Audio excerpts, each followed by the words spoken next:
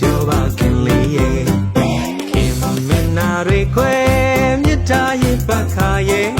သစ္စာခလတ်တွေချမ်းနာတာတွေခွဲမြတ်တာရဲ့ပခါရဲ့သစ္စာခလတ်တွေပြောပြခဲ့လို့ယုံယုံကြည်ကြည်ချစ်စေတဲ့နဲ့ချစ်စေတဲ့နဲ့မောင်ကိုချစ်ရင်ပြောပါလားကွယ် မလိမ့်ပွေလိမ့်ရှုပ်တဲ့လူ